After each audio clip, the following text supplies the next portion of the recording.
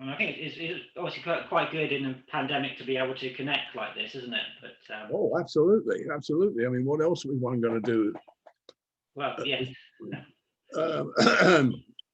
You know, and I do it. I've done the same with my books as well. You know, talk to people about books and that. But that's been on Skype and that sort of thing. Oh, right, yeah. Still, did your wife finish the book? She has, yeah, she really liked it, yeah. We got the new one just came through the door today, so we're going to be going to that this week. So I will just do a little plug for the book before we begin the event, of course. What was the one she just read? Oh, that was Love's a Mystery. Well, there's another one there which you're like, Keep Running or Die. Keep Running or Die. Yeah, that's a good one. It takes place in Bath in England. Oh yes, yeah. I've been to Bath a few times. It's nice area, isn't it? Takes place, yeah. Yeah, but she's got her birthday's on the 7th, so she might get that as a birthday present. Good for you. Good for you. Okay, so we're all set then. This is all right. If I don't touch this now at 4 o'clock, yeah, things should start happening. Yeah, I think we'll be good to go. Yeah, I think a few people are starting to log on now. Let's just have a little look. Yeah, we've got a few people watching at the moment. But you can't tell who those people are. Oh well, I know their names because obviously they've registered, but a lot of them I haven't met before. A couple, but because I put the event on Facebook, and that's why I got people to know about it, and they've had quite a good response. Because I was curious, you know, to see in case there were people there I knew that actually worked on the show or whatever, but most of them are not with us anymore. Yes, it is very unfortunate, isn't it? Yeah. Did you had the photograph I sent you that Linda sent to us? Was that a nice thing to see? Yeah, it's nostalgia. I sent it to a couple of people. I sent it to Jimmy Davis, the camera operator. All right, yeah. I talk to Jimmy quite often on there, and Joe Lumley and that, you know. But it's memories that a lot of people there. That's why I was wondering about the names coming up, who was watching and that. See if there was anyone. My daughter's going to watch, I think, Johanna Simmons. She'll be watching from in Taunton. Oh, lovely. I hope, anyway. If not, I'd beat her up. Well, I'm going to be putting this on YouTube afterwards, so because there's a few people that can't make it because of different things, so people can discover it in their own time as well. In the picture, I did mention that the lady sitting next to you on your left was a lady called Renee Glenn. Rennie, yeah. Yeah, do you remember her at all? Oh yeah, I remember Rennie. Yeah, I had a lot of script ladies, continuity ladies.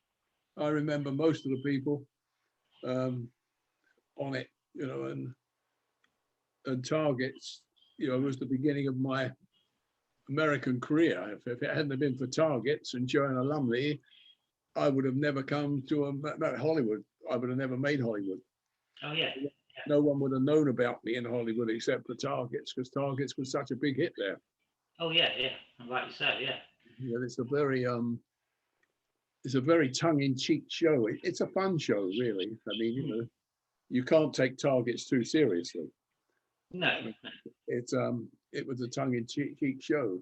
But Joe Lumley, because of she trusted me so much, it was great because she did all the stuff herself, all the climbing the roof and jumping.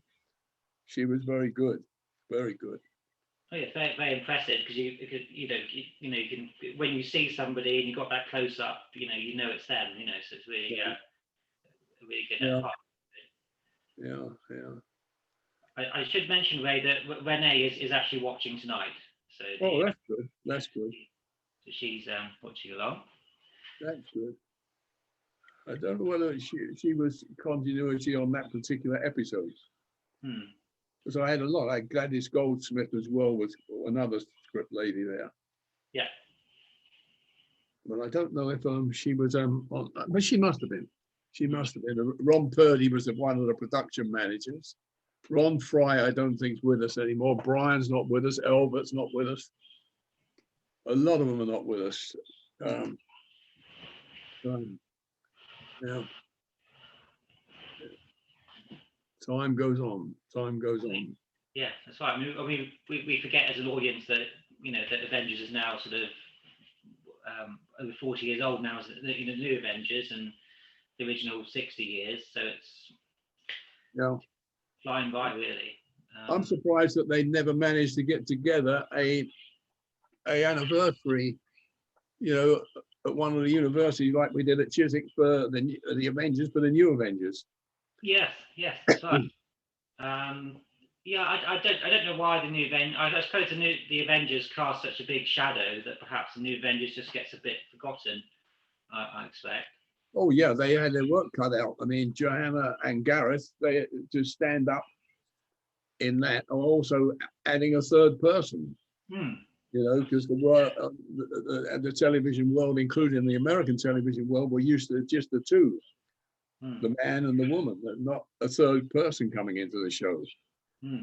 I think Gareth had a hard time establishing himself right from the beginning, but he did it. I mean, he held his own all the way through.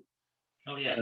And Joe and Patrick, really looked after him and carried him into the part. Because it was very strange, because when we first came out with the new Avengers and the public, the audience saw a third person, no one really wanted to accept it for the first 2 or 3 episodes. Oh right. The write-ups weren't good. Weren't good at all. Yeah. Still. Listen, I'm going to go and get myself a glass of water or a cup of tea so I don't have coughing fits. Oh yes, I think I'll do the same. Okay, I'll come back in a minute. Yeah, see you in a minute.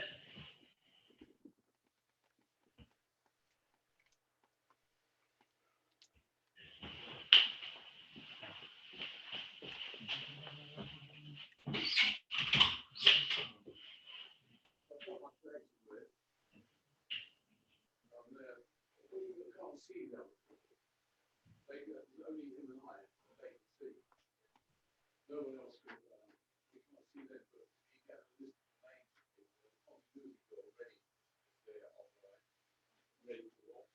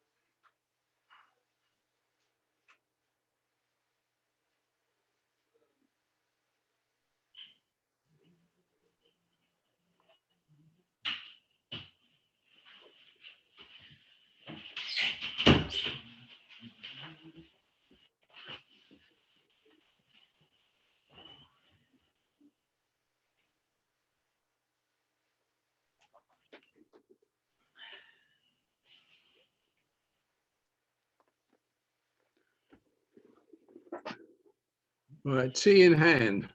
Oh, wonderful.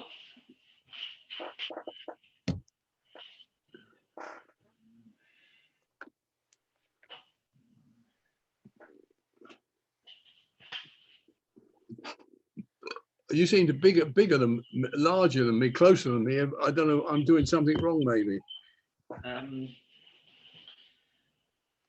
Yeah, I've got the laptop a bit sort of. I mean, yeah, that's about the same. Yeah. That's big enough for me, isn't it? Oh yeah. That's plenty. Yeah, I think that's very good. Because some people will be on full screen and some people will be on the same, like you and I, gallery and that, right? Yes, that's right. Yes. They can do that, can they? Oh yeah, they can switch between the two. I wouldn't recommend people seeing me full screen, but yes, they can do that if they want to. Yeah. I'm just kind of trying to work out who we've got still to join us. So we've got a few people on. Is it Jan Clements online? Jan Clements? Not yet, no. Well, she may not Brian Clemens' wife. I told her about it. Oh, right. Yeah. No, lovely. She could join us. Yeah, she may not be because she's down in lockdown in the country there. I don't know. I know that Samuel Clemens, Brian's son, did like the event on Facebook, so he's certainly aware of it. But I don't think he'll be joining us though. Yeah. So you put this on Facebook as well, did you?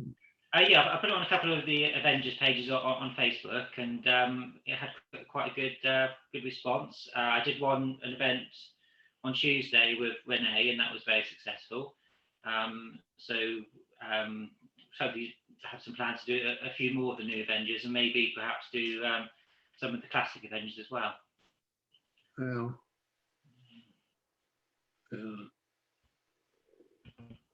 So most people would log on at 4 o'clock or 8 o'clock, I guess. Yeah, sort of a couple of minutes before. So I'm sure if I just finish up their dinner, etc. Yeah, nobody's emailed me to say they've got any technical issues, so that's good. Can we hear their questions or what they're saying? Some people have emailed me their questions, so I can read them out. If you want to make any comments, they can use the chat function at the bottom. So I think it will pop up for you as well. But anything that you need to read out, I'll just read out to you as we go. So if anybody has sort of if I'm on the chat function, they can hear me and I can hear them, right? No, the chat function is just a text-based function. So,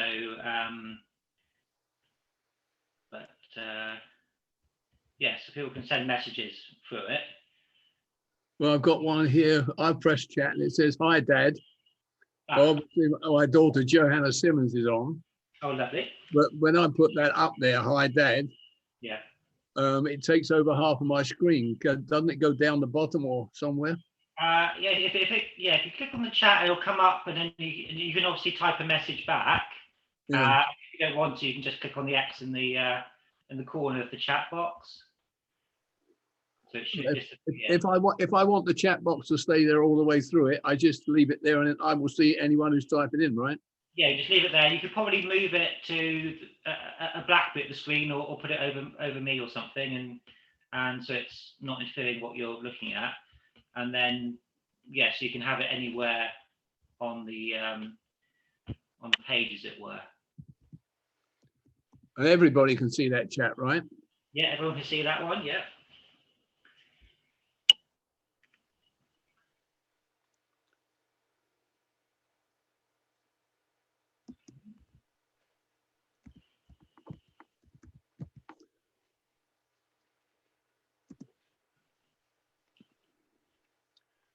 Yeah, this typing thing's not good for me with this. I have a terrible job.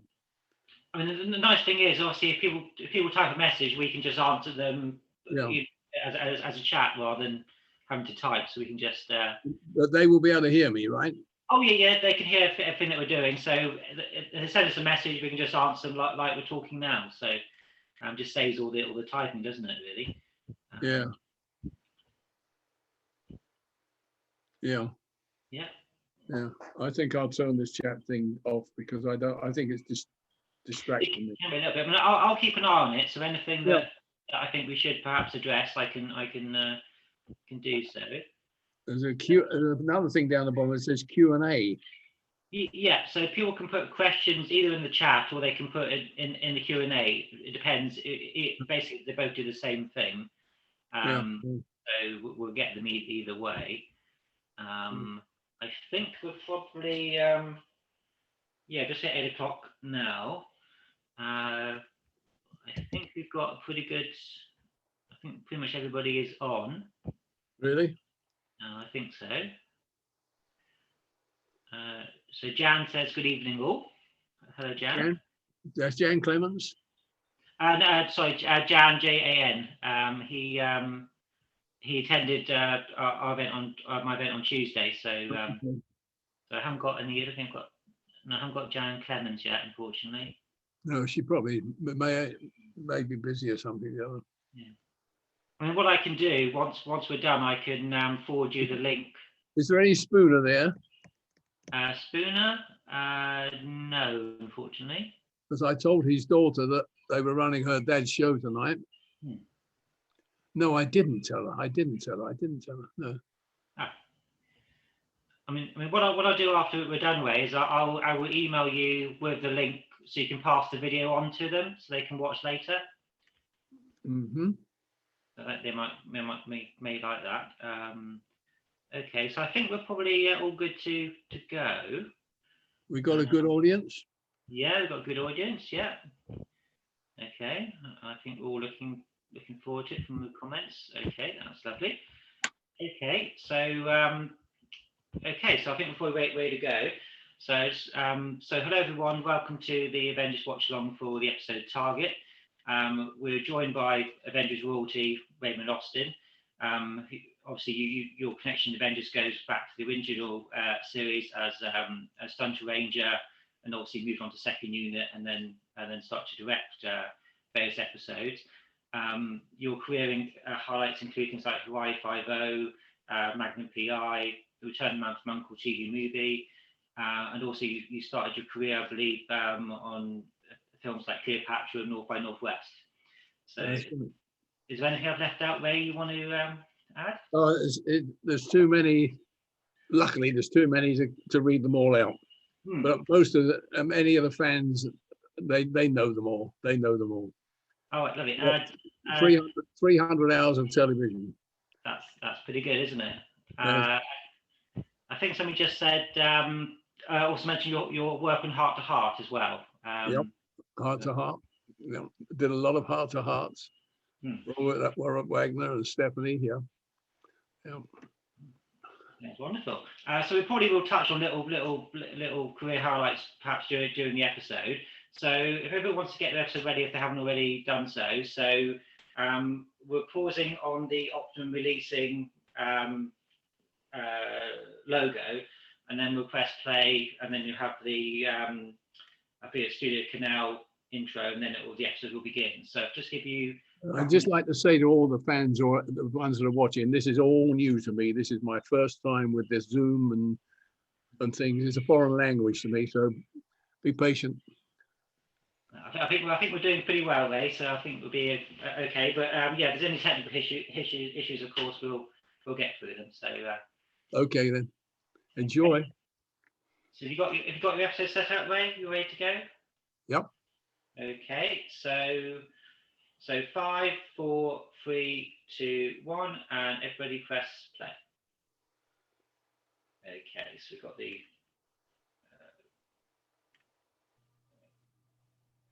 Okay, so we're starting the episode.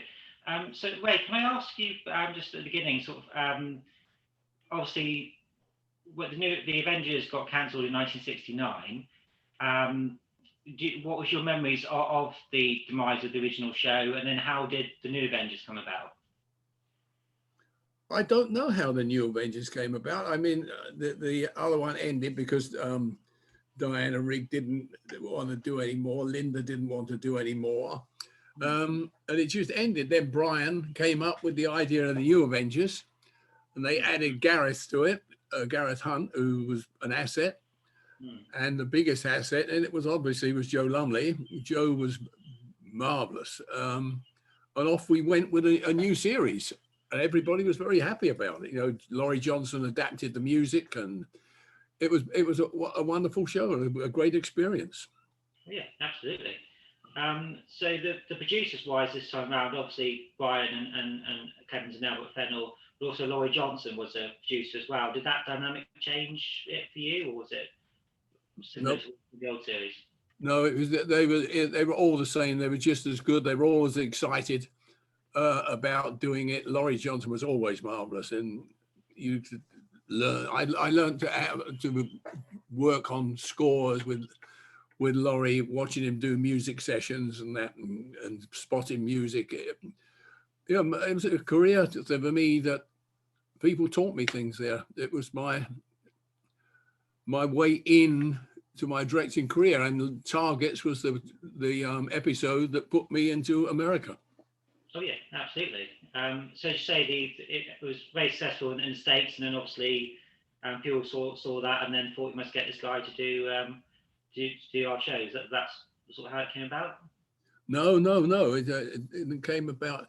Listen, we're not spoiling this for the people who are watching the show, are we? By talking. Oh no! I think they definitely want to hear us talk. Yeah, definitely. Because yeah. It didn't work. It wasn't that way at all. Brian, Clement, and myself. Well, no, Brian had a request to go to Hollywood to meet Quinn Martin, because Quinn Martin was interested in doing the Avengers in America or the New Avengers. And so he said to me, you want to come over with me and we'll go to Palm Springs and visit Patrick, because Patrick in the breaks always used to go home to Palm Springs in California. So I said, lovely, I'll go with you. So we packed up bags and we went for a week over there. And when we got there, Brian went to a meeting with Quinn Martin about the Avengers. And I went with him. We had lunch and then I went with him. I waited in the outer office while he went in with a meeting with Quinn Martin, who was the Mr. Big in Hollywood. And I didn't know it, but Brian took with him to show the episode Targets. And, I didn't know that. And they'd run Targets in the viewing room. And Quinn Martin, after he'd watched it, said, he loved the show. And he said, who directed that? So Brian said, Ray Austin. He's sitting outside. He came over with me. I said, I'd like to meet him. So they came out and I met Quinn Martin. Quinn Martin said to me at that stage, he said, move. He says, come to America. He says, I'll give you work. And he signed me. He was the first to sign me for Barnaby Jones. I went over and did Barnaby Jones. It got me an agent. It got me a manager and everything. Targets, thanks to Targets and Joe Lumley doing all the action. It was great. That was the start, and that's what got me into Hollywood. And from then on, I went into Hollywood. When I left Windsor, where I lived, I went into Hollywood with a contract for 9 hours of television right off. I went straight in and did a 2-hour pilot called The Sword of Justice. Then from Sword of Justice, I went straight over to Hawaii and did a Hawaii 5-0.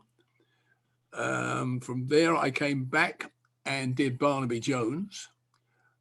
And the list went on. I mean, I had 10 hours of television, which was unheard of for an English director. Oh, yeah.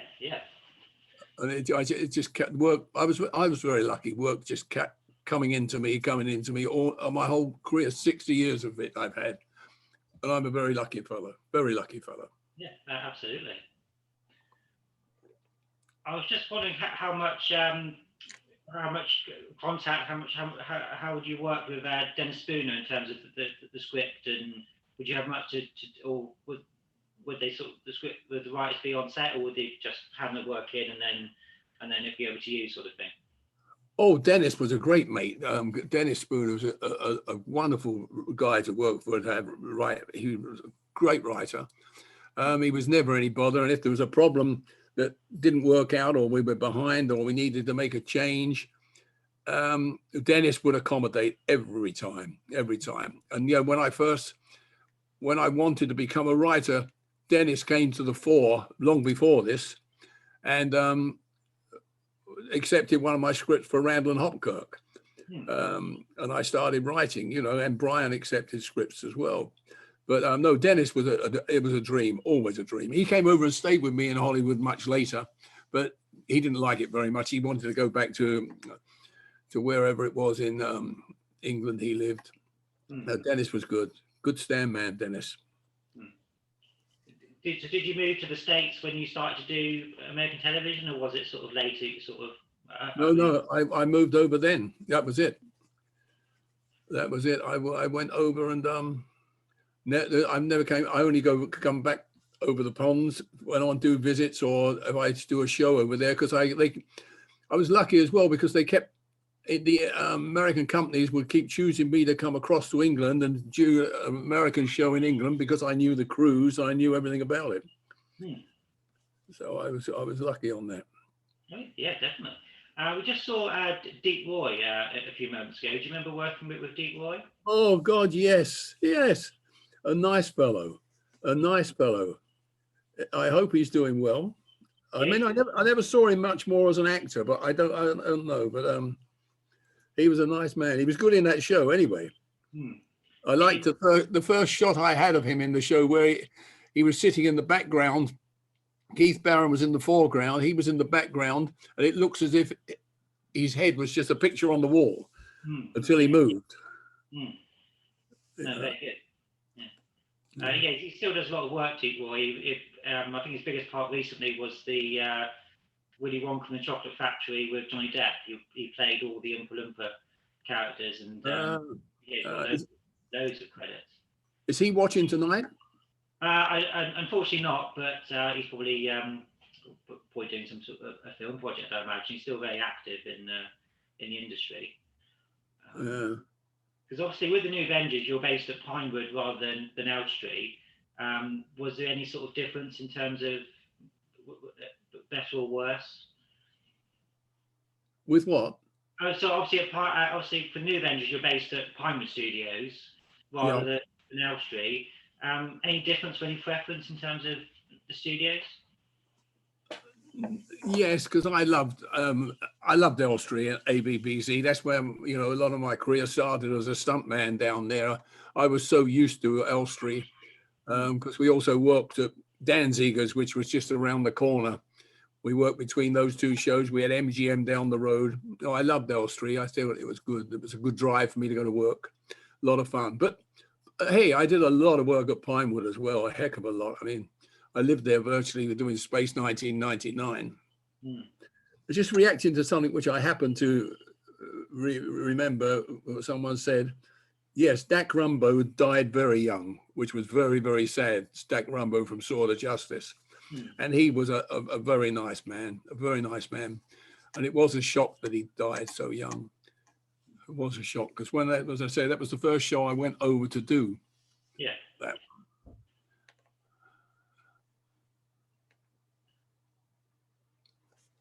So what are your primary memories of Patrick McNee, particularly because obviously, as you said in the beginning, it goes from a two-hander to a three-hander. Was that something that Patrick was happy about, changing that dynamic? How do you feel about coming back into the role after several years? Oh, Patrick was happy. Patrick was happy acting. It was such a professional. I mean, he was always on time. He always knew his lines, and he enjoyed what he did. He really enjoyed his work, Patrick, like most actors do. I mean, all the people I work with, I've been happy with. I don't think I've got an actor or actress that I could say that I didn't enjoy working with them. I've been very lucky. I've worked with the cream of all of them. I've been asked, what were my best? I've always said I'd love to do a show with Roger Moore, Robert Wagner, Patrick McNee in the same show because it would be a joy every day to go to work. And the other thing I say, and I really mean this, since I went into the industry, which is over 60 years ago, I have never been to work a day in my life, ever. It's always been an adventure. And more so when I became a director, it was even better. I never went to work. I never got up in the morning and said, oh, I don't want to go to work today. I don't want to do that.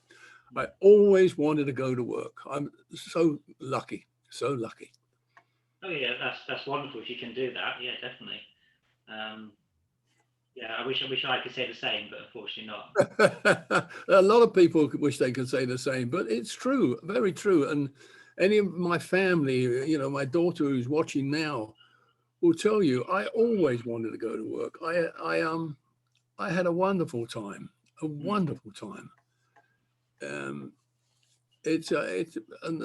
people I work with. I mean, the people in this show, what you're watching now. I mean, for instance, Robert Beatty, I think it was Robert Beatty. Yes. Yeah.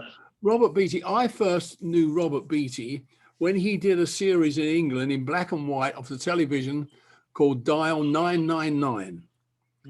And I doubled him 3 or 4 times on that around the London docks and one thing and another. Again, a gentleman. All these people, lovely gentlemen. Keith Barron was a gentleman. Absolutely super people.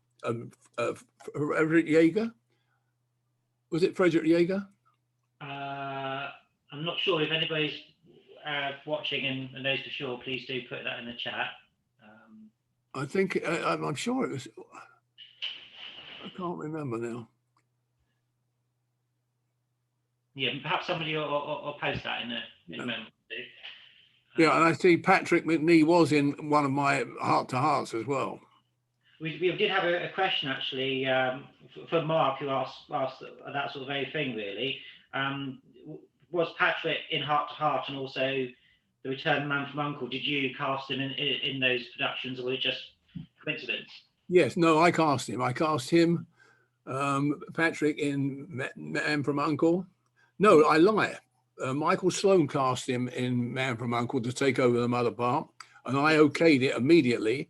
But I also used Patrick on Spencer in Las Vegas. I took him down and played him in Spencer.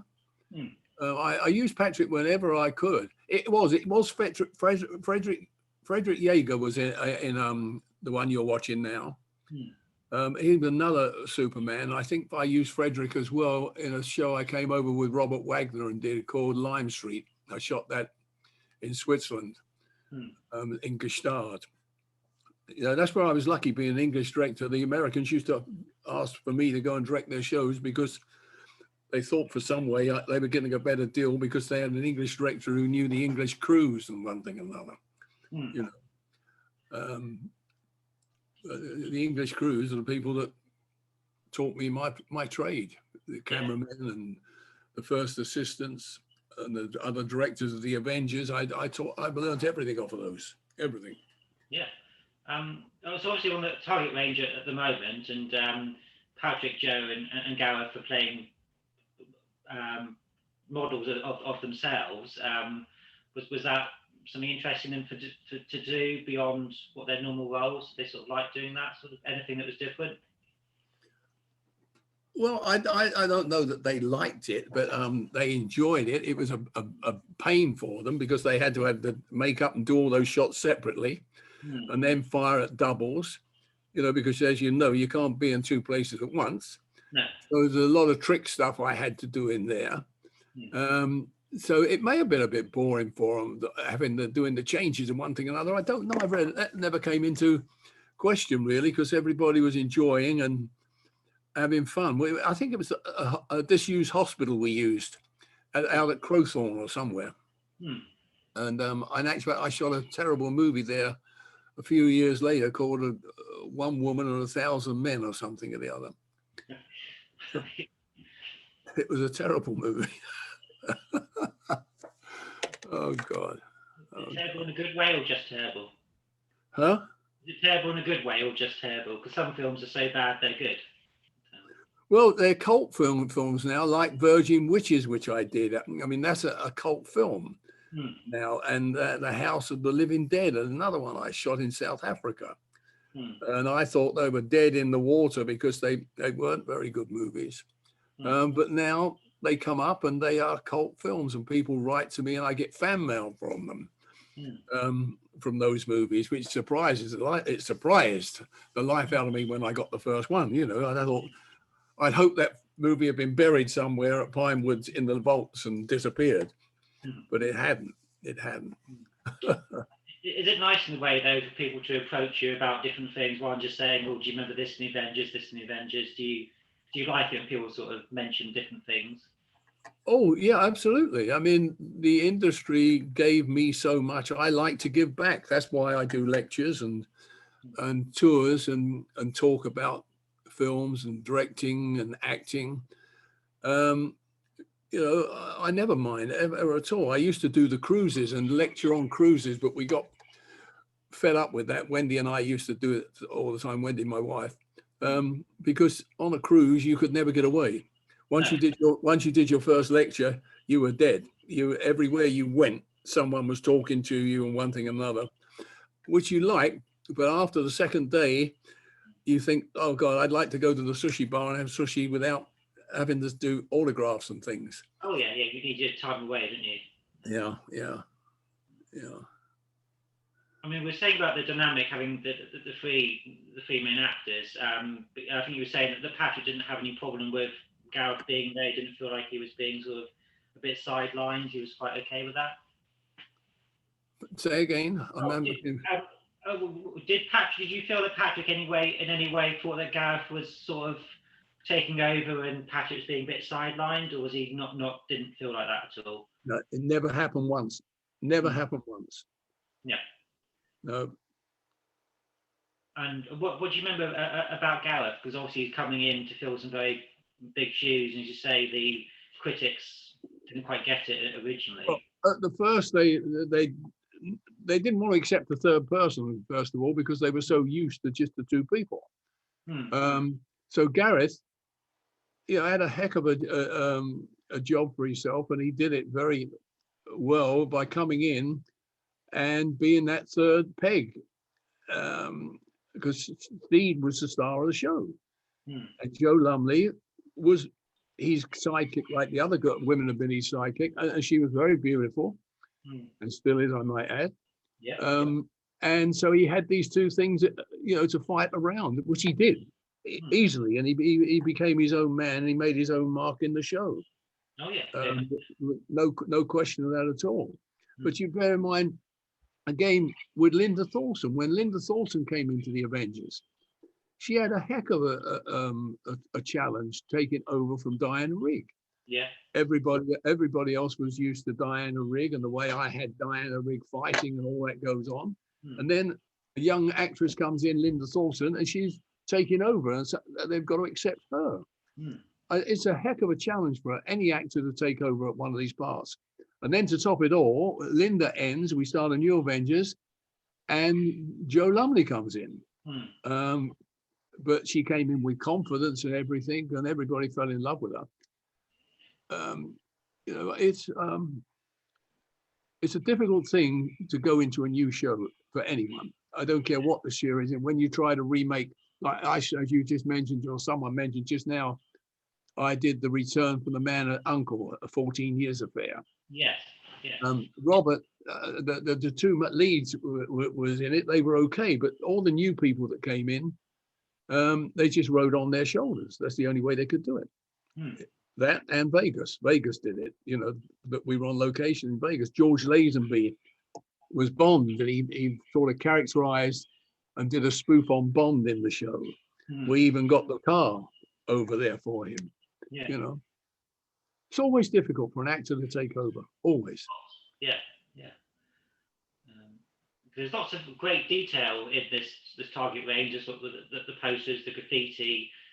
Were you quite keen, or from the designer's point of view, to get it sort of, like it wasn't just a set, it was a real sort of place, so that those details, do you sort of, as a director, look at those, or do you leave that to the art department to do that sort of thing? Art department. That's when you're lucky when you're a director. You've got all these clever people who do all this stuff for you and make it make the dreamland work. That's what you do, and we're just very lucky when this happens. That's where I made the mistake when I first started writing novels. The first novel I ever wrote was one called The Eagle Heist, which takes place in America. My wife Wendy had already been writing, and we were in Spain while she was writing. We came home after doing Zorro, and I wrote my first novel, and I said to her, please look at it and see what you think. She said, yeah, I like it. She said, but I don't know where I am or where you are. So I said, what do you mean? You're in a room or wherever it was, a bar or a restaurant. She said, yeah, but I don't know anything about it. She said, what's it look like? What are the people doing?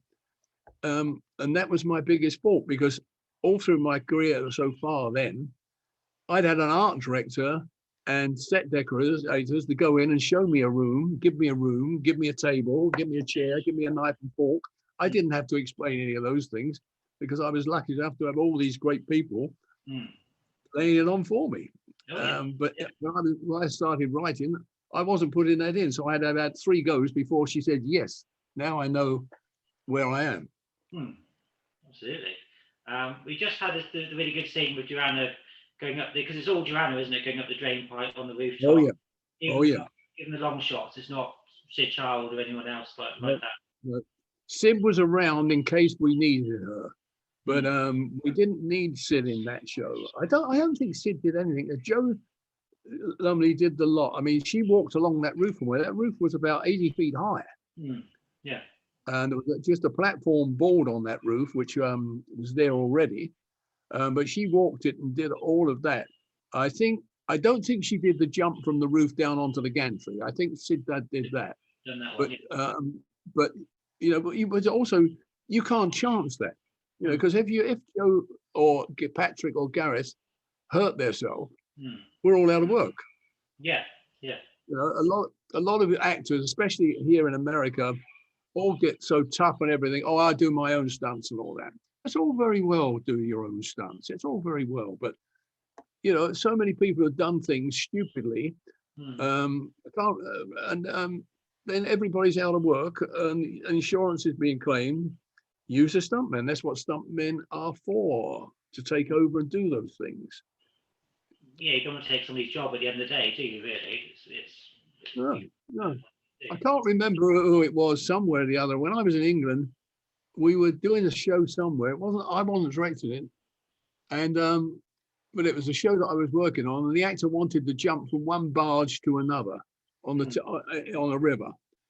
And it wasn't very far. I was told it wasn't very far. I think Frank Mayer, a stuntman, was running it, or Les Crawford. And the actor, I know who it was. It was Oliver Reed. I remember. Ollie wanted to do the jump across, and he could do it. I'll do it.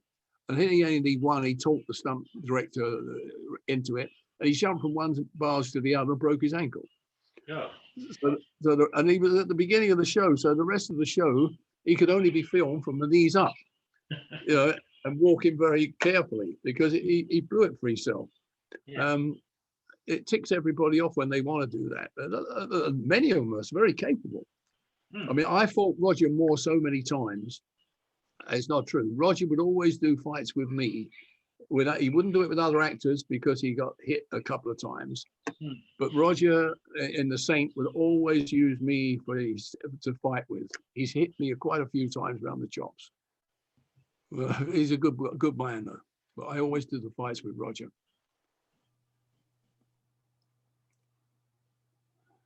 Is the show still going? Oh, yeah, still going. Yeah. So obviously you mentioned a little bit about Gareth coming into the role. And what was Gareth like as a person to work with? Because obviously, unfortunately, he's no longer with us. Absolutely wonderful. Absolutely wonderful. I take it the same with Joanna Lumley. Oh yeah. Oh, Joe is a dream to work with. I mean, they really are super. The thing that is strange. Oh, it's not strange. I now talk to people, or I do a lecture, or not even a lecture, at a dinner party or something, and I start talking about people, and I look at my wife, and she's looking at me, shaking her head, because what she's saying to me, what she's told me so many times before, they don't know who you're talking about. Because they're all youngsters there. Were you at Chichester when I did Chichester, the Avengers? Yes, yeah, I was. Well, as you know, that auditorium there was 280 people in that auditorium. When I got up to do the talk, the thing. But on the way in there, I was very nervous because I knew that there's probably going to be about 20, 30, maybe 50 people there, all around my age. Yeah. And so Wendy came in with me and my daughter, Johanna, and I walked in there and did the turn by the curtains and looked up, and there were all these young faces. They were all young faces there, and they knew more about the Avengers than I did. I just didn't expect that. No. Now jumping the other side of that little statement is, I talk about actors, Errol Flynn, Rock Hudson, John Wayne, and and as I say, I look at Wendy and she's shaking her head, and I know what she's saying. They don't know who you're talking about, and a lot of them do not know. So some of my stories fall flat because they don't know who I'm talking about. No idea who I'm talking about. It's quite strange in actual fact, very strange. But I don't know. I mean, our audience tonight, whoever's watching, I don't know what age groups they're going to be, but it seems to be they know what they're watching. Oh yeah, and they know about it. Yeah, if people want to put their ages on the chat, we can get an idea of the demographic. But I would have thought, because people are discovering it through, ITV4 over here seem to show the Avengers and New Avengers quite often. You've also got the DVD sets and some of the Blu-ray stuff coming through. So people can access it in a way they couldn't sort of 20, 30, 40 years ago. You just had the odd VHS or, so that's why the audience is so eclectic. Yeah. I'm just thinking about Joanna Lumley's acting experience, because she probably, am I right, obviously out of Patrick and Gareth, Joanna was sort of not so much an established actress at that point, but I assume she found the show quite not particularly challenging. Was she quite good from the get-go? Well, if it was challenging for her, I never knew it, because more or less as soon as we started, we took her off to Canada because we did a couple of shows in Toronto, remember? No, if she was nervous about it at all, she had me fooled, because she was always there. She always knew her lines, never late. She was a dream to work with. I mean, she really was a dream to work with. And I would think she still is. The shows that I've seen with her in, she's always good performance, stellar performance, stellar. Oh, yeah. But all those people, I love English actors and I love English casting, because in England, you see, we cast characters. We don't always cast characters in America. We cast characters. You watch an episode of, I don't know what you want to call it. You watch an episode of Frost, DCI Lewis, any of these shows, they cast characters, people that you know and seen in the street, live next door to you. If we cast those, a lot of times in America, the producers, when I put my cast list in, they say, "Oh no, they're too old. We need someone. We need someone prettier. We need someone. Or the skirt's got to be shorter." It drives me insane, and it always has done. Unless you get a producer who's really good, who understands characters, and lets you take someone in who's not an attractive woman, who's a woman, I don't know, I don't like saying it, a bit mumsy, for instance, as a telephone operator or whatever. But it's someone that you can get grips with. You don't want to sit there and look into a girl with a great cleavage and earphones on being a secretary. It's casting is totally different in England. We cast characters in England, and they always have.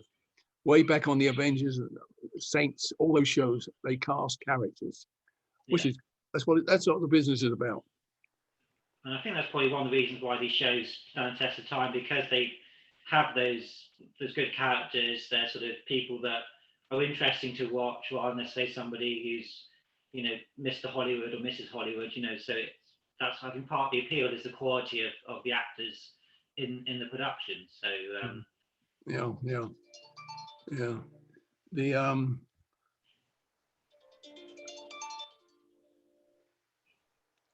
It's funny that that happened there.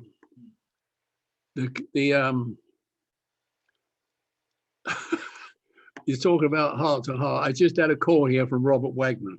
Oh, right. And I don't know. Let me see if I can get Robert back. Oh, yeah. Please do. But I'm not good at this thing. It's ringing. Oh, okay. He's in Aspen in Colorado. Oh, very nice. What is this called? What we're doing, a podcast, or what is it called? Well, I call it a watch along event. A watch along. Now he's not answering. He just called me, and now he's not answering.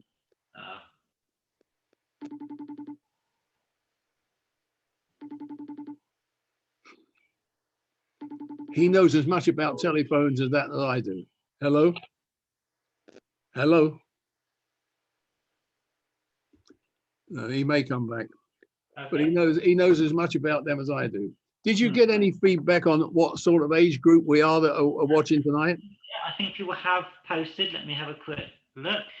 Someone in the early 50s, 65. What else we got? 51, 64, 50. Yeah, that's what I've got so far. Sort of 50 and 50, 60 sort of thing. I think. Oh well, wow. So, how many out there remember Robin Hood with Errol Flynn and Olivia de Havilland? Yeah, I think admittedly, I think I've only seen bits on TV and stuff. We've got somebody that's 38 watching. Hold on.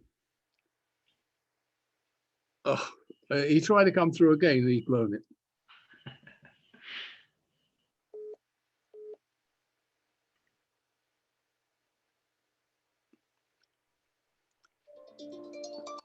Again, he's trying to come through. Hello. Hello. He's as bad as I am with this.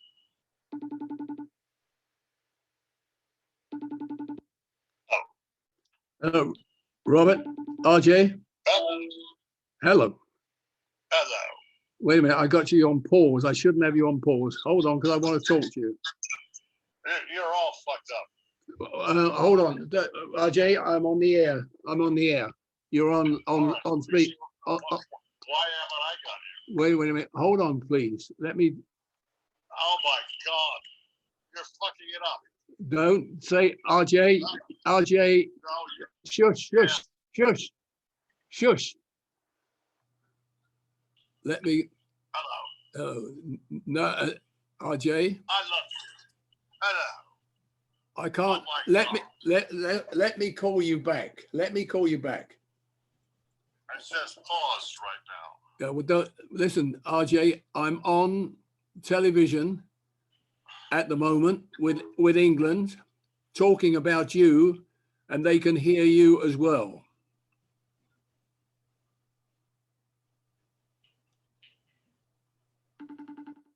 I'm calling him back. Okay. Are you there, RJ? This could have been exciting, but it's obviously gone Swanee.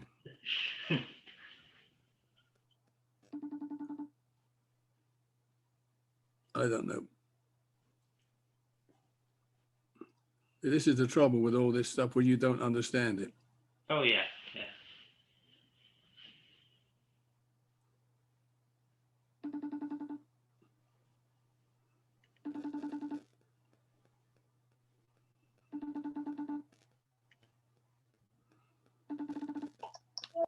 RJ.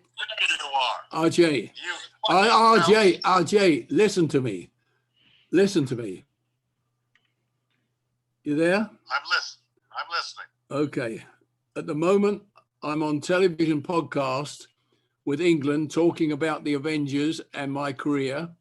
And everybody keeps coming up with the questions and talking about Heart to Heart and Robert Wagner. And I said, so I said, Robert Wagner was just on the phone to me. Let me see if I can get him back. So I have got you back.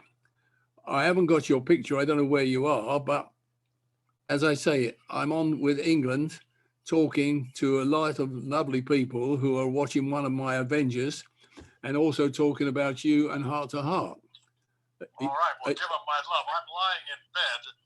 I have, I'm just barely awake. I'm not, I don't know whether I want to go on television in England or not. No, we understand that. We understand that from when you first answered me. You count? Don't. But it's count. But yeah, Or call me when you're off. I'll call you when you're off. Just say hello to everybody. Oh, hello, Mr. Wagner. Hello. Hello. Hello. How are you all? Very good. How are you doing? How are you all doing? Yeah, You're talking to one of my favorite people in the world. Oh, good, good. You having a nice day? You having a nice talking day? to one of my favorite people in the world. Oh, We've done a lot of work together. He's great. Yes. He's a great person. Oh, yeah, absolutely. He's my friend. Okay, you got to remember, RJ is 2 hours behind us, so RJ is 20 after 2 where he is. Because Right. he's in Aspen. Yeah. All right, I'll talk to you later, RJ. Okay, give him all my best, and I'll talk to you later. All right, he's sending his love to everyone. Thank you. I love you, Count. I love you. Bye now. Bye. Bye. Yeah, it's a bit unfair bringing him on when he didn't know it. Oh, no. And I still, you see,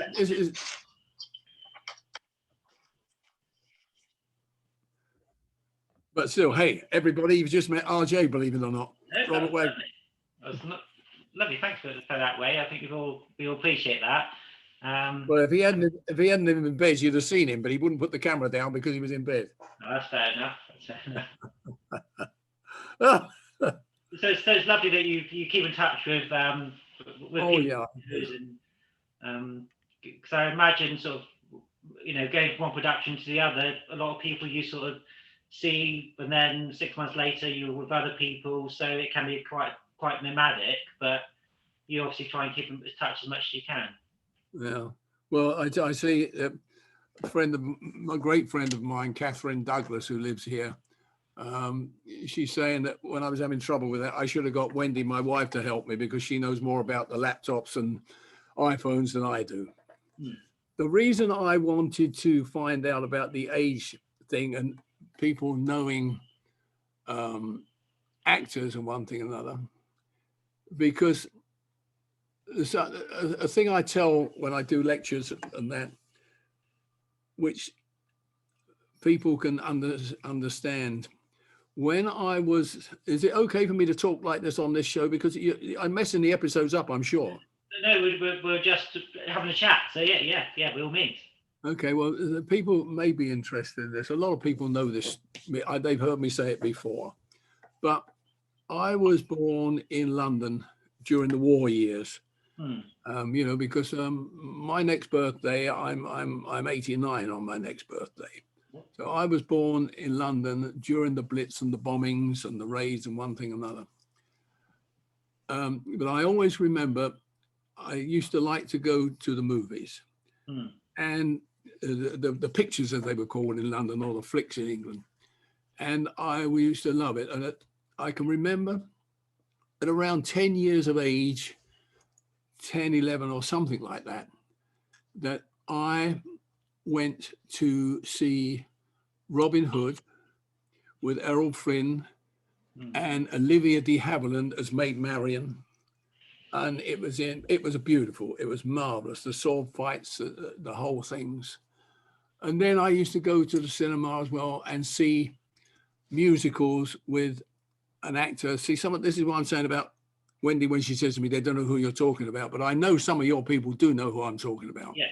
I used to go and see people like Carmen Miranda, Don Amici, Cesar Romero, Joseph Cotton, all these beautiful actors, and Humphrey Bogart, and I used to queue up and go in there. And this went on through my younger life. And I was hypnotized by all these people. I used to love it. Now we cut away, a long time away, and you can imagine Raymond Austin, or Ray Austin as I was called in those days, walking onto the set at Lorimar Studios in Hollywood to direct Love Boat. And my cast for Love Boat was Olivia de Havilland, Joseph Cotton, Don Amici, Cesar Romero. And there's this little boy from London, this little Cockney boy from London, standing in front saying, action, go. Yes, I like that. I don't know. It's mind blowing. absolutely mind-blowing that happened to that boy. Yeah. Years later, he's standing with these actors, the people who he saw when he was 10, 11 years of age, Errol Flynn and Olivia de Havilland, who was marvelous to me. She became a great friend. She was lovely. Unbelievable that I was standing there actually performing this function as a director when I'd seen them as a child. Mm. I mean, that's why I think when I say I've never been to work a day in my life, Mm. it's a dream come true. Oh yeah, absolutely. Could I ask you about Cesar Romero, because obviously he's something that I very much enjoy his films. What was Cesar like? Oh, great guy. Great guy. Him and Don Amici had them together, and Farley Granger as well. Joseph Cotton was the best man at Wendy and I's wedding. He was my best man, Joseph Cotton. Oh yeah. And he fell in love with Wendy, and we lived in Palm Springs. We used to rent one of their houses for a while when we were in Palm Springs. And he was, as I say, my best man. But Cesar was wonderful. Don Amici was a gentleman. They were all beautiful. Bill Holden. I mean, hey, the story goes on. What can I tell you? Some of these stories are too long and they sort of bore people, maybe. I don't know. Oh, no, I'm sure we'd love to hear them, but perhaps if we just go back to the Avengers for the moment. I was wondering how you approached the Avengers from a director's point of view, because obviously the Avengers has always been a very stylistic show. How would you direct, say, the Avengers compared to Heart to Heart or Magnum PI? Was there sort of a style that you are conscious of? Well, you didn't have that much problem, really, because Brian Clemens' scripts and Dennis Spooner's scripts, they always spoke for themselves. They were always, all the T's and were crossed and the I's were dotted, and you knew exactly what the premise was and what to do with it. And obviously, when you go and do a show, you know the format of a show. You know whether it's tongue-in-cheek, whether it's light comedy, whether it's drama. And with the Avengers, it was, a light-hearted show. It was a fun show. Everybody had fun in it. You never took it too seriously. So it was there on the page, number one. The actors that came in to do it had seen it for years. So when they came in with the attitude for the character they're playing, an Avengers type attitude, as opposed to Danger Man, where they go in with a different attitude on that. So it was always written out on the page for you to do, and the actors usually carried you through with it. I mean, one of the things I learned many, many years ago from people like Sid Hares and Charlie Crichton, who were great directors who I learned my craft from, don't be too eager to force my direction on people. See what they want to do first. A lot of directors I've seen through the years, mainly in Hollywood, who came in and they work things out. And they go, you stand there, and you go here, and you go there. That's it. And the actor has to fit in with that, if that actor is that type of person. Well, I learned very early in my career that when I went onto a set to start a scene, I would say, okay, there's the set. Let's see what you want to do with it. And the 2 actors, the 3 actors, the 4 actors would run through it, and they find their own places where they want to go. Now, yes, I would say, no, I don't like that. It's better if you do that over there and come across. And I put my bits in if I needed to. But God damn it, most of the time, the actors were spot on. And luckily, I listened to them and let them do that, because a lot of them came up with things that I hadn't thought of. Oh, that was great the way you did that. Okay, I buy that. Okay, I'd say to the cameraman, let's change that and go over here. But a lot of people directors would say, no, stand by the window. No, that's it, look out the window. Another actor would put his back to the window and say something, then turn. You think, oh, that's better. I like that.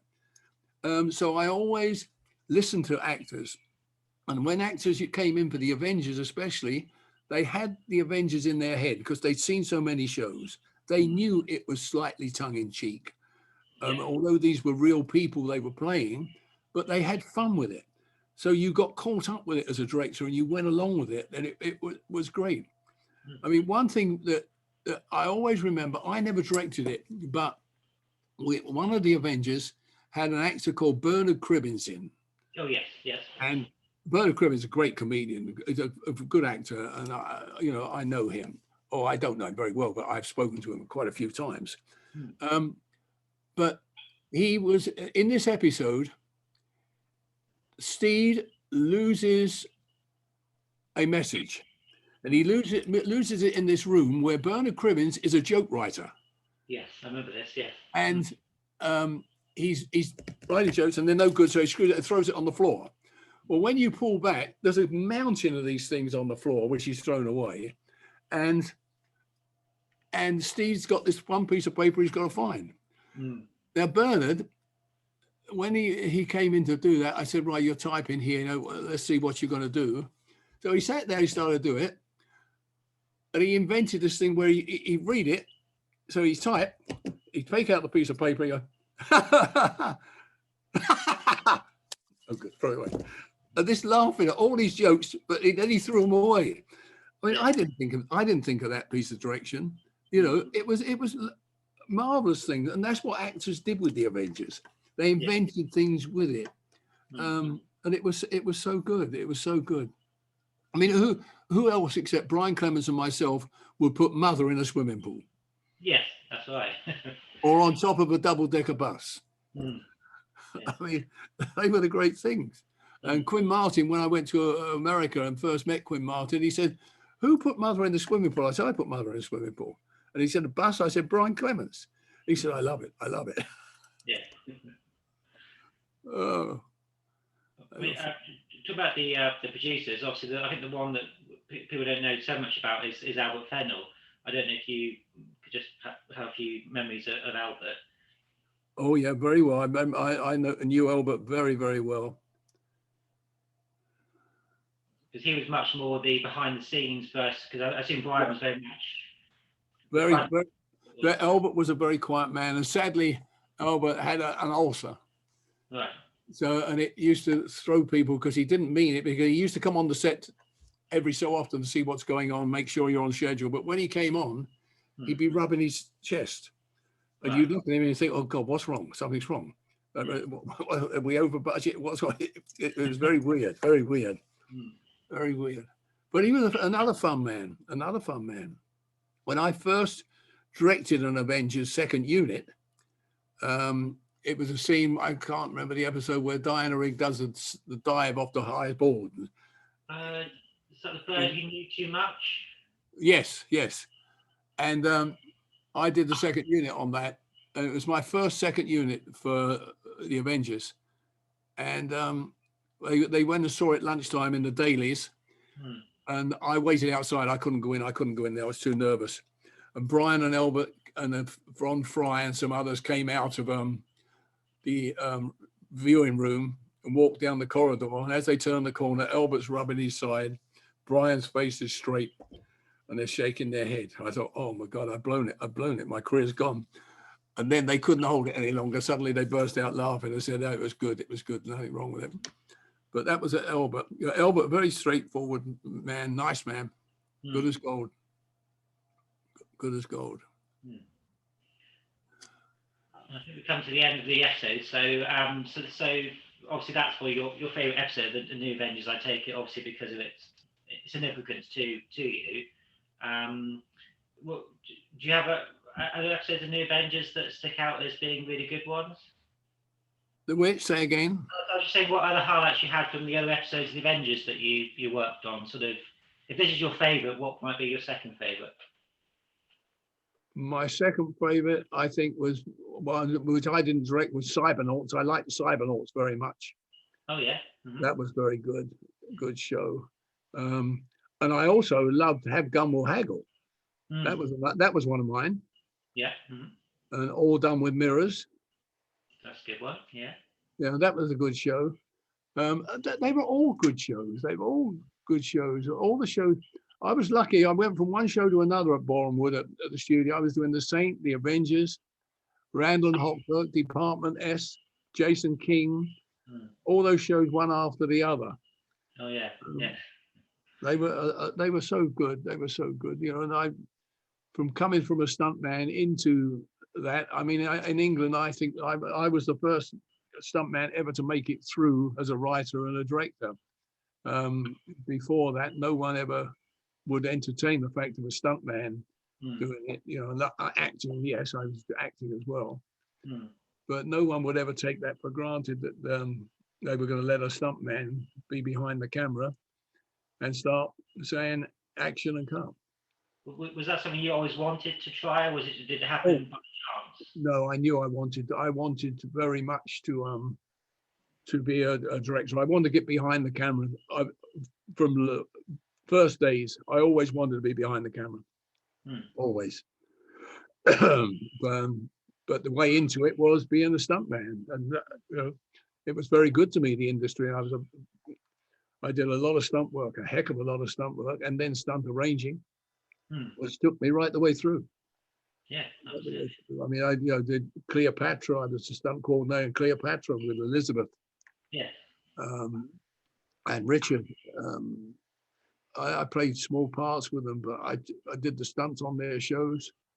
I always looked at that camera and looked at the director behind it and thought, God, that's where I really want to be. I really want to be there. And I loved it. I loved every moment of it. I have had a question from Mark, who's watching. He wanted to know what your memories were of the Cybernauts episode. So, Return of the Cybernauts and the Cybernauts. Do you remember much about those episodes? Well, no, because I was a stunt director. I was a stunt director on that, and Terry Richards was my Cybernaut, the big Cybernaut, doing all the fight sequences.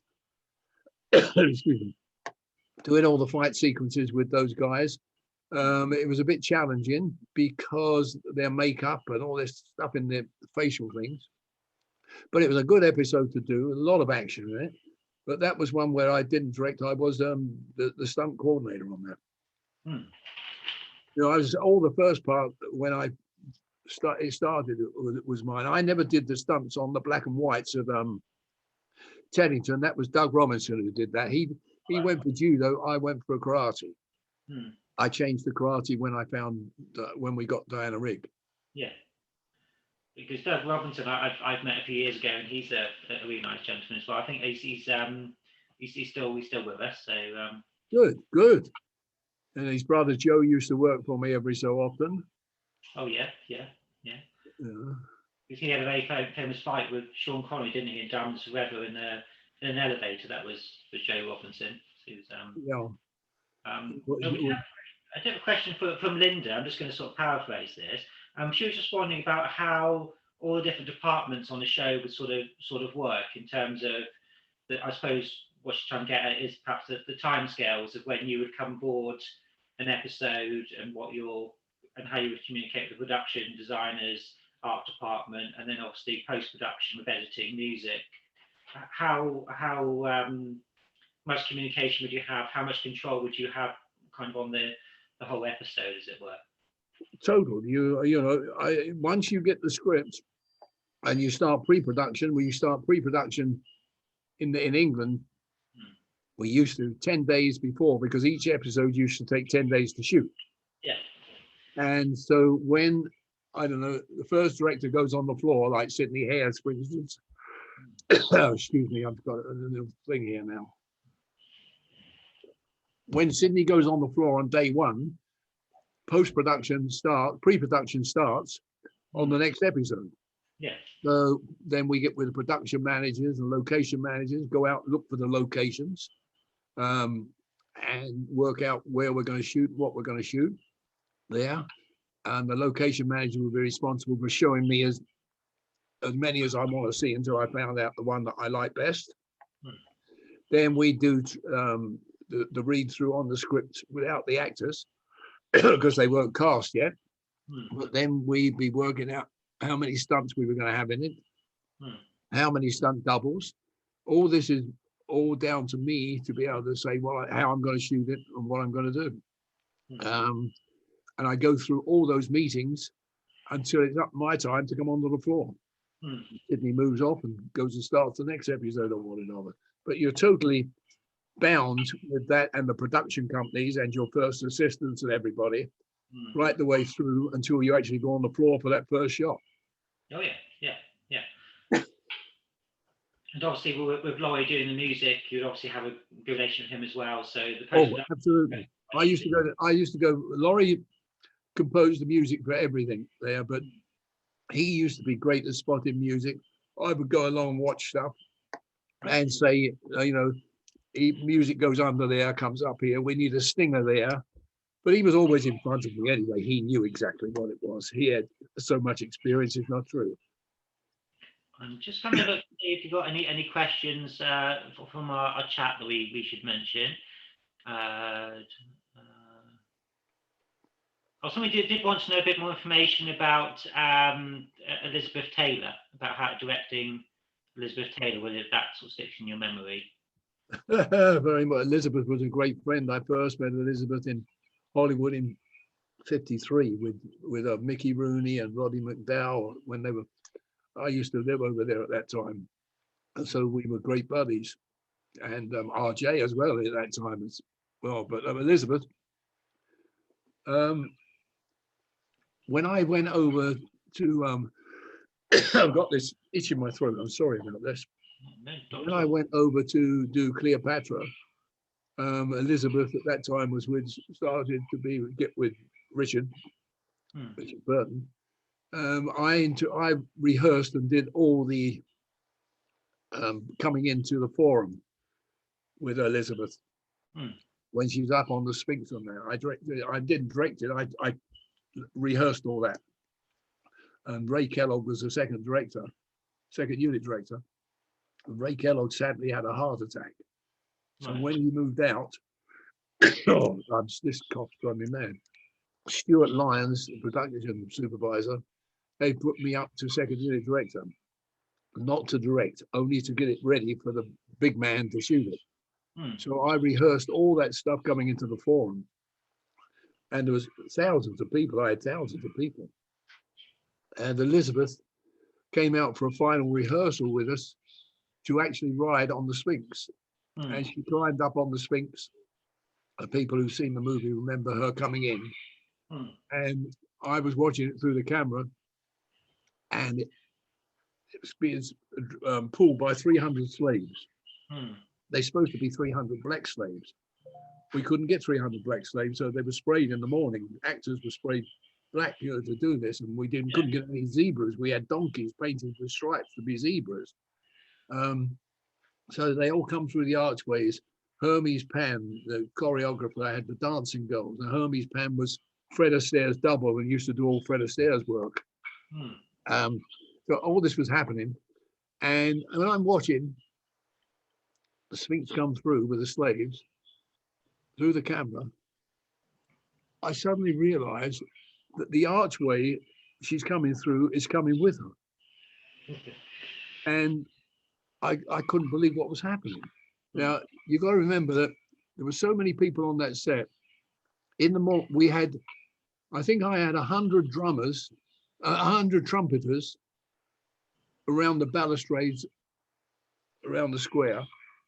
I had 100 drummers on horseback.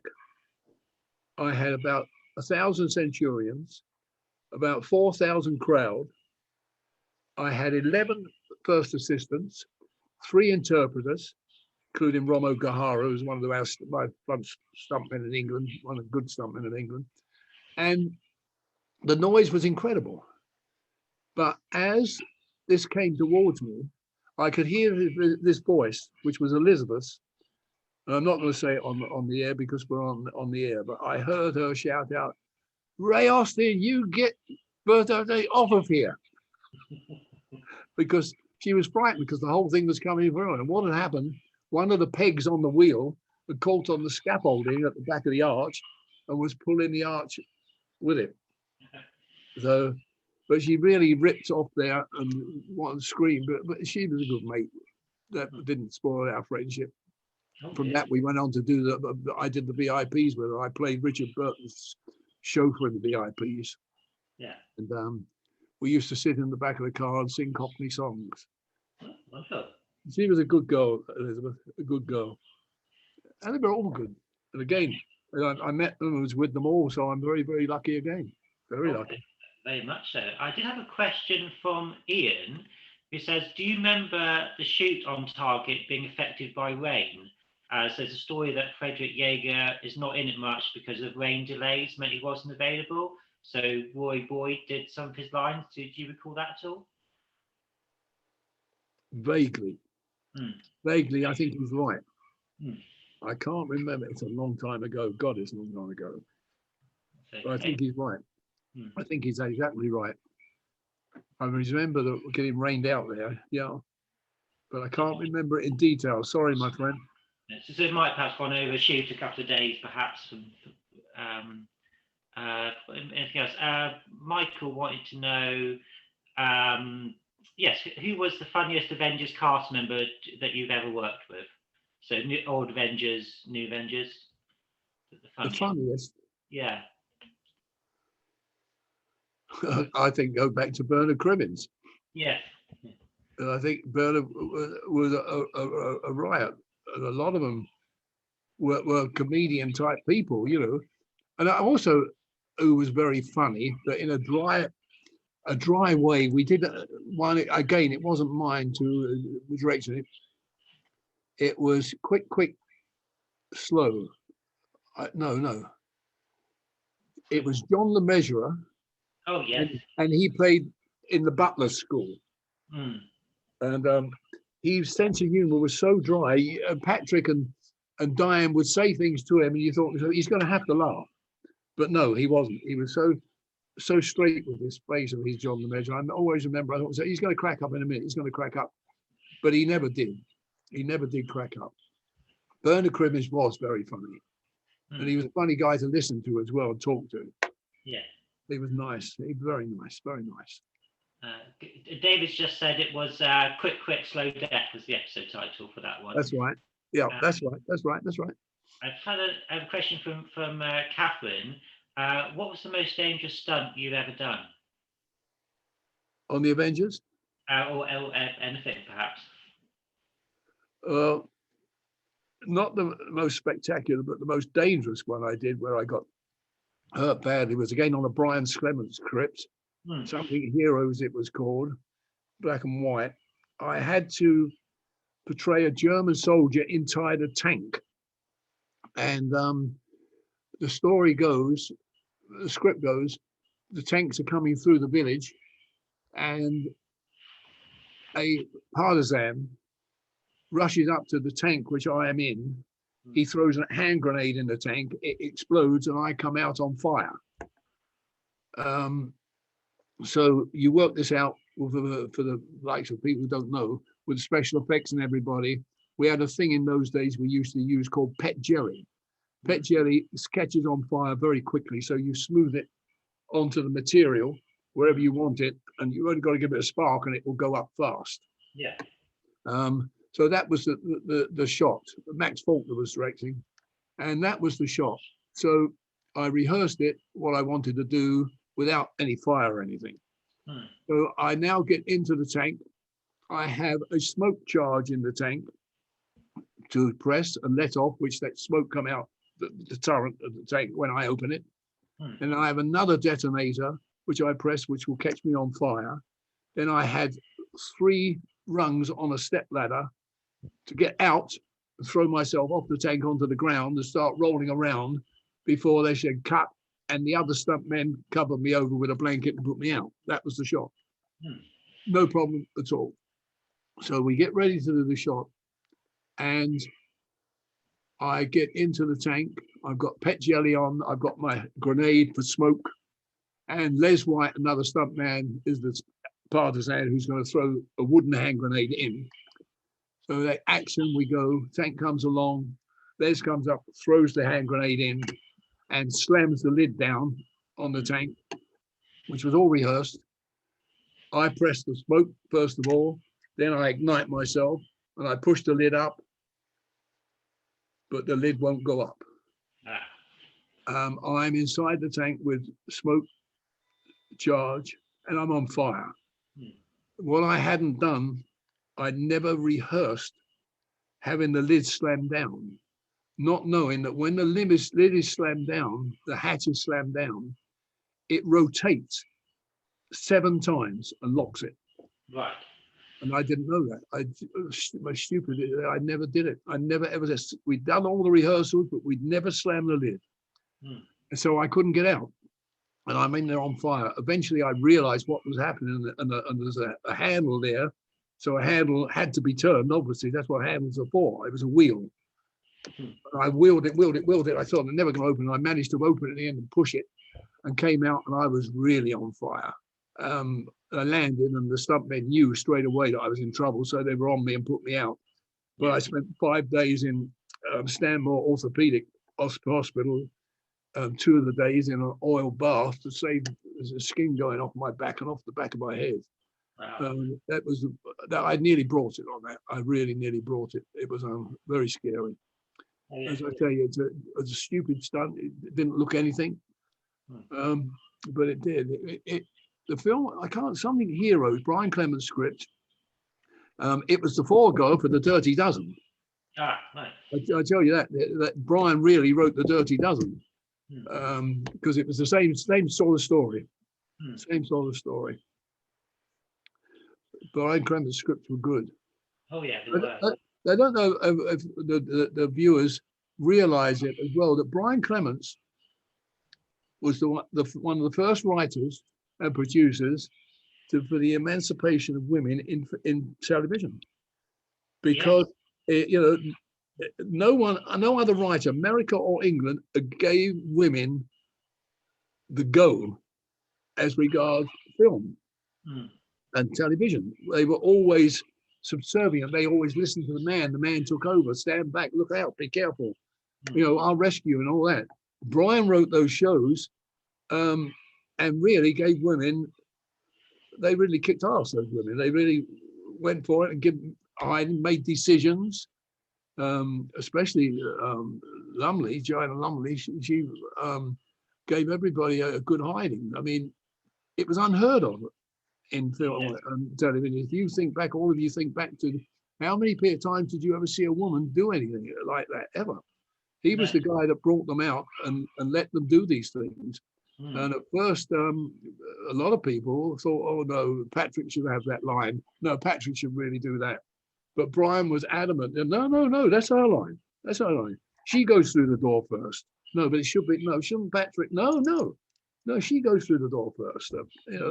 It changed the whole thing for ladies in in television. It really did. It really did. And not a lot of people realize that. But when you think back of all the shows that were being made, women never had to say so. They never had to say so, unless they were a murderer or something like that, and it was, the murder was backstory sort of thing. Well, even a show like The Girl from U.N.C.L.E., which would have been a very good opportunity to have an Avengers like Kathy Gale, Mrs. Peel, it was Noel Harrison who was doing all the fight scenes. Didn't really know what to do with a female lead. So I think you're quite right. The Avengers was trailblazing and probably influenced the Bond films and various other.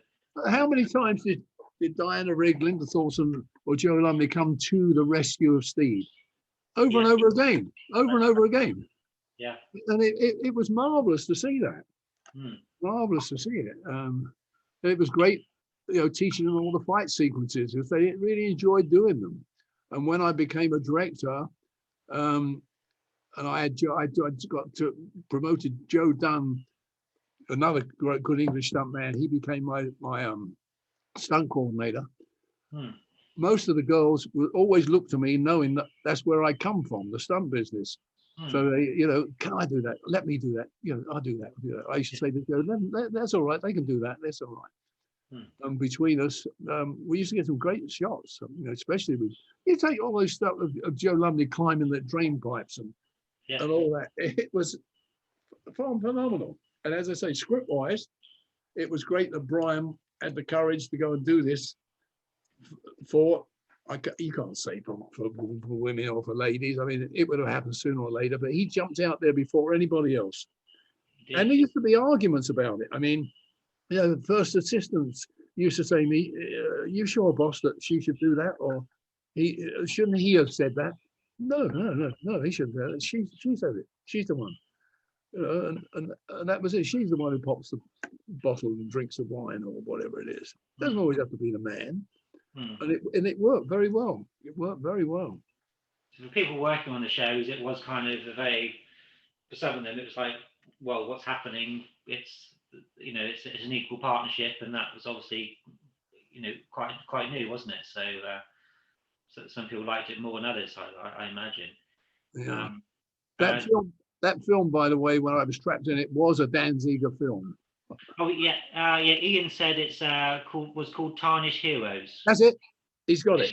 Good on you, Ian. Tarnished Heroes, and that really was the Dirty Dozen.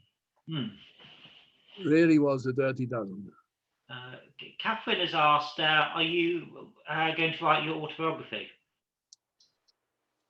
I don't know. If I have time. At the moment, I'm in books. I'm writing books again. I've just had one come out. And actually, since the lockdown, I've written 3 books since the lockdown.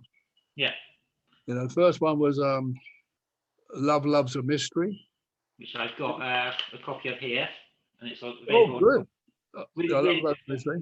Have you got Home for the Holiday? I have, yeah. There we are. Available on Amazon, so very good. The other one is Keep Running or Die. You haven't got that? Not got that yet, but I will be Shame getting on you. Shame on you. Keep Running or Die, everybody.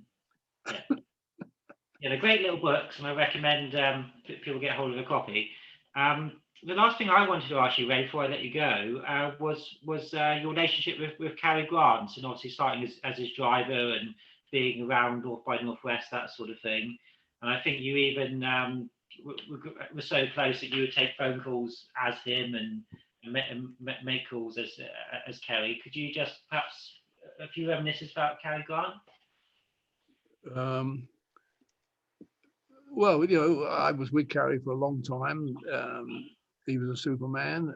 We had a lot of fun. And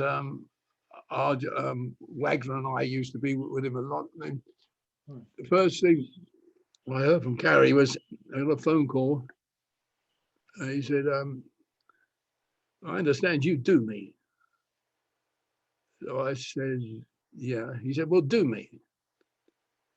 So I did him. I said, "Yes, I love you. I think you're marvelous." He said, "That's very good." He said, "Don't do me too often, will you?" But I know often when we were out somewhere, North by Northwest, I was with Paul Stader's stunt team in North by Northwest. I did the driving in the park for Cary in the Central Park, and I did the fall off Lincoln with Martin Landau. But the phone used to go there, and I always pick it up because Cary didn't want to pick it up. He said, "Hello, how are you?" "I'm fine. How are you?"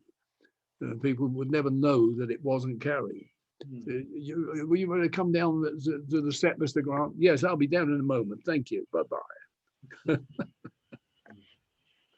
They were funny things. Then we did Operation Petticoat. I did with him as well. So I got plenty of practice for doing it. But then again, when I was 10-year-old, he was one of the people I was seeing on the screen. Yeah. And this little boy, as I say, suddenly stands up, walking around and a buddy. They're the fantastic things in life that happen to us. And as I say, I'm one of the luckiest guys in Christendom. Oh yeah, definitely. I remember. I think Tony Curtis has a very famous impression of Cary Grant in Some Like It Hot, and I did hear that Cary didn't like Tony doing it when he saw that on screen. I was with Cary when that happened. He did not like it at all. He didn't want him to do it. He spoke to him and he spoke to Tony's manager and said, "Don't do this." But Tony wouldn't have it. Tony wanted to do it, but he ruined himself because Cary never spoke to him again ever. Oh. And Tony, as a younger man, used to write Cary fan mail. Oh right. When he was Bernie Schwartz. Yeah. But he used to write Cary fan mail. Yeah. but they fell out over that. Kerry definitely didn't want him to do that. Definitely. Because I think it's clearly a sign of affection. Obviously, being a fan of Kerry's work from Tony's point of view, he never minded you doing the impression, I suppose, because of your friendship. No. On the contrary, most of the time he points to the phone saying, because he didn't want to answer it or something or the other. That used to happen over and over again, When we were in London, we were doing it. I was in London with him doing a show called Indiscreet with Ingrid Bergman. And at that time, My Fair Lady was on with Rex Harrison and Julie Andrews at the theatre. And everybody wanted tickets to My Fair Lady. You couldn't get tickets. But a friend of Carrie's was Keith Powis. Keith Powis used to run an agency in London, ticket agency. Yeah. And he could always get tickets. I mean, I'm going a long way. This is a long time ago. We're talking about 1957, 56, or something like that. Right. And the people used to ask Carrie, could you speak to Keith and get the tickets for the Palladium, for them, My Fair Lady? Yeah. And he did it 1 or 2 times. And then he used to say to me, any tickets now? He said, you do it. He said, because I don't want to do it anymore. And the first thing that happened, we were at the Connaught Hotel, and the concierge came into Carrie and I. We were in the dining room. He said, there's a call, Mr. Grant. So Carrie said, not now. He said, it's Mr. Bogart. It's Sir Dirk Bogart. So Carrie looked at me and he nodded. And I said, no. He said, yes. So I go out to the concierge desk and I said, hello. So Dirk Bogart says, Carrie. I said, yes, what? He says, I wanted to ask you a favor. He says, do you think you could get me 2 tickets for the Palladium? He said, because I've tried, I can't get them. He said, I don't know Keith Powis. So I said, well, I'll see what I can do. All right. So I go back and tell Carrie. So Carrie says to me, right, call Keith Powis. So he gives me the number. I call Keith Powis. I said, hello, the woman at the desk. The guy speak to Keith. He said, immediately she recognized the voice. She said, oh, yes, Mr. Grant. So I go to the I said, Keith, I said, I'm sorry to be a nuisance. Could you give me 2 more tickets? I said, I want to go for Dirk Bogart. He needs to go. Would you mind? And he said, no, Carrie, I'll get them across the hotel for you. I said, that's very nice. Thank you very much. Bye-bye. And I got the tickets. They were the first 2. But this happened, I don't know, 20 or 30 times with different people. And Keith Powis never knew it. Dirk Bogart knew it later because I told Dirk. He knew it later because I told Dirk, but George Siegel told him in actual fact. But I used to do that all the time. And Kerry never, ever didn't want me to do it. It was always because he didn't want to answer the phone. God. Lovely memories. Lovely. Yeah, great memories. I want to say, Ray, thank you very much for joining us this evening and sharing so many of your wonderful stories from the Avengers and your wondrous career over so many years. We've all very much enjoyed ourselves. I hope you enjoyed it as well. Oh, I did. It's a pity I couldn't see all these people to see what they look like, and that is a shame. It's a shame. But maybe when we get over this virus thing, we can get some lectures going again, and yes, yeah, fun. I'll go along in my wheelchair and talk to people. It'd be nice to see us everybody in the flesh, won't it? So that'd be lovely to get back to normal. So once again, everybody, if you want to buy Ray's books, please do on Amazon, codicane.com. And the other one is Keep Running or Die. Keep Running or Die. Do thank Mr. Wagner for joining us earlier. That was a very nice surprise. If he ever wants to do a heart-to-heart version of the watch-along, we'd be up for that. So if he did want to, we'd be lovely to have it. I'm sure he wouldn't, though. But thank you very much, Ray, for joining us. It's been an absolute pleasure. I can't think of a better way to spend a Saturday evening than with you. So thank you very much indeed, Ray. Okay. Goodbye, everybody. Be safe. You too. Take care, Ray. Okay. Bye now. Bye-bye. Look. Okay, so thank you very much, everybody that's joined us. I hope you enjoyed the evening. I'm very happy to say that our next Avengers watch along will be on the 6th of April at 7 o'clock, and that would be an episode, the last of the Cybernauts. And Renee has very kindly agreed to join us for that one. So do join us on 6th of April for Last of the Cybernauts. There will be some adverts on Facebook shortly for that one. So thank you again for joining us. And good night. See you again, hopefully. Thank you. Bye-bye.